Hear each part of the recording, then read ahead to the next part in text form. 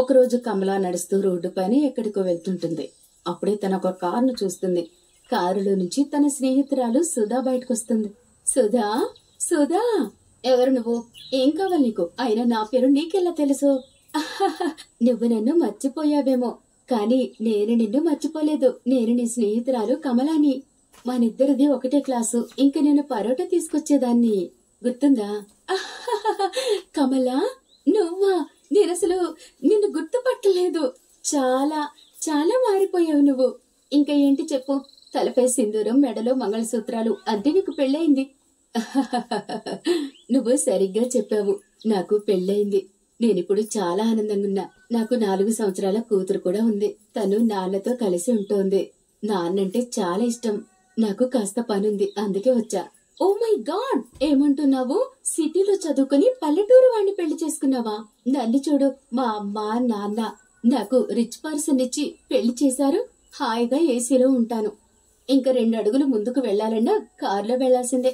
సిటీలో ఉంటే ఆ ఇదే వేరు. అయినా నువ్వు గ్రామం వాడిని పెళ్లి చేసుకుని చాలా పెద్ద తప్పు చేశావు. గ్రామంలో ఏం జీవితం ఉంటుంది? 2 పూటలా భోజనం, ఇంకా నా భర్త, నా కూతురు ప్రేమ చాలు. ఏ ప్రేమైతే గ్రామంలో ఉందో అది సిటీలో అస్సలు ఉండదు. నాతో గొడవ పడుతున్నావా? నేను చెప్తున్నాను, గ్రామం కంటే సిటీయే మంచిది. ఇద్దరూ గొడవ పడుతుంటారు. అలా మాట్లాడుతూ మాట్లాడుతూ ఇద్దరికి చాలా రాత్రి అవుతుంది. వాళ్ళకి అది కూడా తెలీదు వాళ్ళు రోడ్డు మధ్యలోకి వచ్చారని. అప్పుడే ఎదురుగా ఒక ట్రక్ వచ్చి ఇద్దరిని గుద్దేసి వెళ్లిపోతుంది.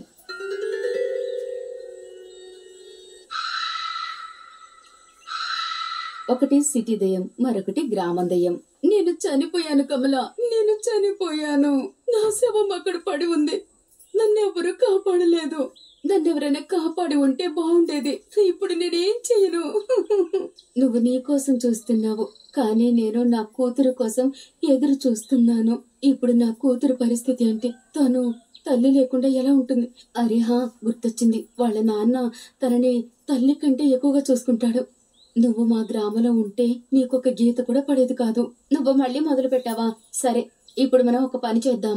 నువ్విక్కడ సిటీలో ఉండు, ఇంకా నేను గ్రామంలో. అప్పుడు తెలుస్తుంది సిటీ మంచిగా ఉంటుందో లేక గ్రామమో. తర్వాత ఏముంది, ఇద్దరు వాళ్ళ చోటు మార్చుకుంటారు. దయ్యంలా కమలా సిటీకి వెళ్ళిపోతుంది. ఇంకా సుధా కూడా దయ్యం రూపంలోనే కమలా గ్రామానికి వెళ్తుంది. సుధా గ్రామంలోకి వెళ్ళగానే తన కాలు ఒక ఆవు పేడ పైన పెడుతుంది. ఓ మై గాడ్, ఏంటిది? హెబ్బే, నాకు చాలా వామిటింగ్ వస్తుంది. ఏంటిది? చాలా దుర్వాసన వస్తుంది. అబ్బే, అసలు ఏంటిది? అప్పుడే రూపా అనే మహిళ తలపైన నీళ్లకుండ పెట్టుకుని అక్కడి నుంచి వెళ్తుంటుంది. తను దెయ్యం ఆవు పేడలో కాలు వేయడం చూసి నవ్వుతుంది. ఇది గ్రామం, అడుగడుగునా ఇలాగే ఉంటుంది. కాస్త చూసుకుని వెళ్ళి దెయ్యరాణి. నువ్వు నన్ను దెయ్యమని ఎలా అంటావు? నీకెంత ధైర్యం నన్ను దెయ్యమని అనడానికి? దెయ్యంని దెయ్యం అనక ఇంకేమంటారు దెయ్యం రాణి? అరే, నేను మర్చిపోయాను, నేను ఒక దెయ్యాన్నని. ఇది సరే, నేను దెయ్యాన్ని కదా. నన్ను చూస్తే నీకు భయమేయడం లేదా? మా గ్రామంలో చాలా దెయ్యాలున్నాయి. ఇంకా మేము వాటిని అడుగుతాము, మీరు ఇలా దెయ్యాలుగా ఎలా మారారు అని. వాళ్ళకి చనిపోయిన తర్వాత దెయ్యం అవ్వాల్సిన పని ఏముందో అని మేమే కనుక్కుంటాము. తర్వాత మా గ్రామ ప్రజలందరూ కలిసి దాని కోరిక తీర్చి దానికి ముక్తి కలిగేలా చేస్తాము. ఎందుకంటే అది గ్రామ ప్రజలకు ఏ హాని కలిగించకుండా. సరేలే, పేడ తొక్కినట్టున్నావుగా, కడుగు తైల పెట్టు. What do you mean? ఈ పేడ అంటే ఏంటి? చాలా దుర్వాసన వస్తుంది. ఇది ఆవు పేడ, అంటే ఆవు పోటీ. చీ, అందుకేనా చాలా దుర్వాసన వస్తుంది?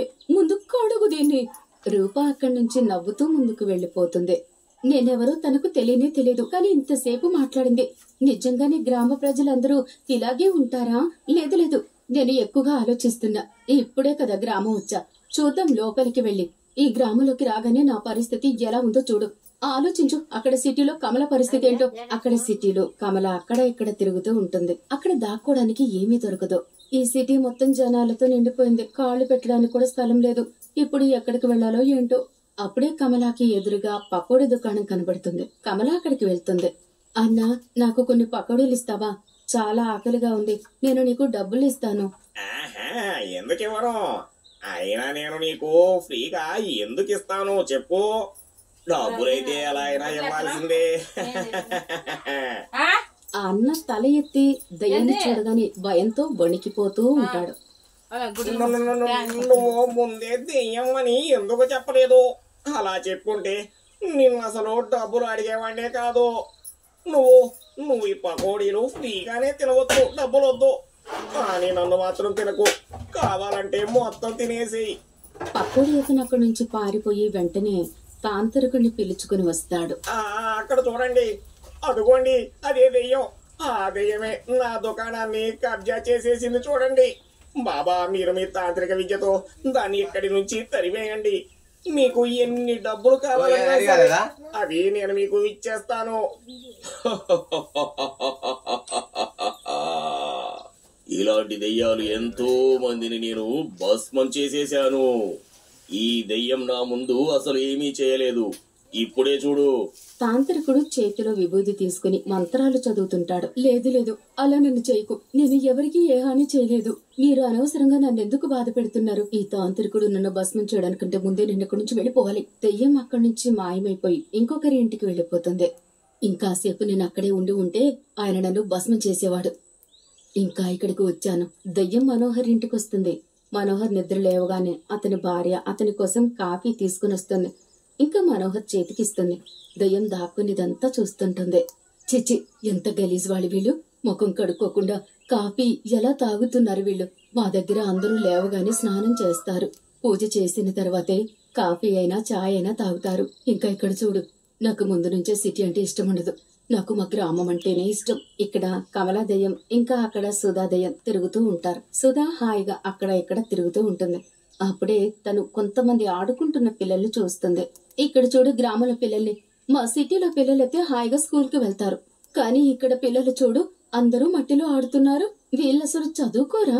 ఎప్పుడూ మట్టిలోనే ఆడతారా? పిల్లలు, మీరు ఇక్కడ ఎందుకు ఆడుకుంటున్నారు? స్కూల్ కి వెళ్ళరా?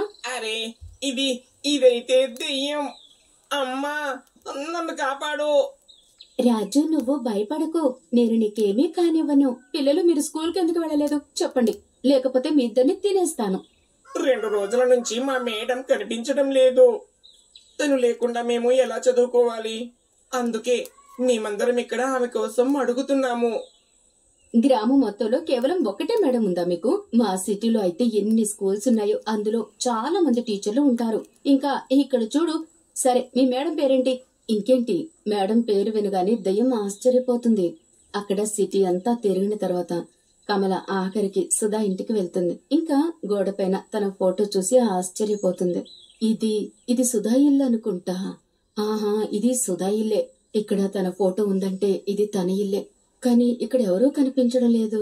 అప్పుడే తనకి ఇంట్లో ఎవరో వ్యక్తి వస్తున్నట్లు అనిపిస్తుంది. ఆ వ్యక్తితో పాటు ఒక మహిళ కూడా ఉంటుంది. చాలా మంచిదైంది. ఆ సుధా తనంతట తానే చనిపోయింది.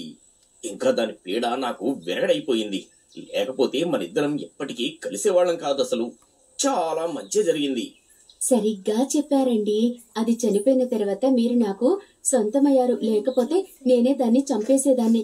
దెయ్యం దాక్కుని అవన్నీ వింటూ ఉంటుంది. కమల అనే పేరు వినగానే తన ఇంటి అడ్రస్ తెలుసుకుని అక్కడికి వెళ్తుంది. అక్కడ తన భర్త సుభాష్ ఇంకా తన కూతుర్ని చూసి ఆశ్చర్యపోతుంది. అక్కడ అతను కూతుర్ని చూసుకుంటూ ఉంటాడు. దెయ్యం అక్కడి నుంచి వెళ్లిపోతుంది. ఇంకా కమలాన్ని గుర్తు చేసుకుంటుంది. అప్పుడే కమల అక్కడ తన దగ్గరకు వచ్చేస్తుంది. నేను నిన్నే గుర్తు చేసుకుంటున్నా. మంచిదైంది నువ్వే వచ్చావు. నేను మీ గ్రామం అంతా చూశాను. అక్కడ మంచి సౌకర్యాలైతే లేవు, కానీ అందరూ మంచివాళ్ళు. చల్లటి గాలిలో ఊపిరి తీసుకుంటుంటే ఎంత బాగా అనిపిస్తుందో.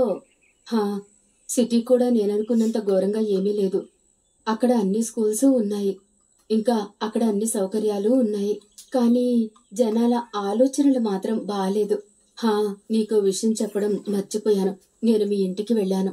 నువ్వు చనిపోయి 2 రోజులు కూడా కాలేదు. అప్పుడే మీ ఆయన ఇంకో పెళ్లి చేసుకున్నాడు. ఇంకా తనే మీ ఇంట్లో ఉంటుంది ఇప్పుడు.